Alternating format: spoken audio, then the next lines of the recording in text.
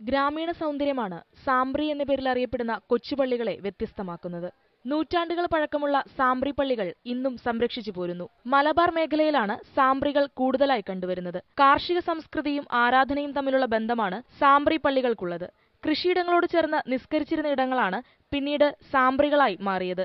പാടശേഖരങ്ങളോടും തോടുകളോടുമെല്ലാം ചേർന്ന് സ്ഥിതി ചെയ്യുന്ന ഈ പള്ളികൾ ഗ്രാമീണതയുടെ ദൃശ്യസൗന്ദര്യം പകർന്നു നൽകുന്നു. റംസാൻ മാസത്തിൽ പ്രത്യേക പ്രാർത്ഥനകളും നിസ്കാരങ്ങളും സാംബ്രികളിൽ നടക്കും. കർഷകർക്ക് നിസ്കരിക്കാനോ ഇന്ത്യ കൂടെ ഫുള്ള് കർഷകർ തന്നെയല്ലേ പഴയ കാലത്ത് ഉണ്ടായിരുന്നതുള്ളൂ. അവർക്ക് നിസ്കരിക്കാനുള്ള ഒരു സൗകര്യത്തിന് 1804 ഉണ്ടാക്കിയൊരു പള്ളിയാണ്. അതെല്ലാവർക്കും ഇപ്പോൾ ഇതിങ്ങനെ നിലനിൽക്കുന്നുണ്ട്. പള്ളിയിൽ നമ്മൾ അസമയിലെ ഇപ്പം പറഞ്ഞൊരു ആപ്പിളായ ഒരു പാപ്പ ഉണ്ടായിരുന്നു. അപ്പം ഒരു വിഷവൈദ്യനും മറ്റുള്ളൊരു നല്ലൊരു ചികിത്സയൊക്കെ ആയിരുന്നു പള്ളിയിൽ ഇരുന്നത്. ശാന്തമായ അന്തരീക്ഷമാണ് സാംബ്രി പള്ളികളുടേത്.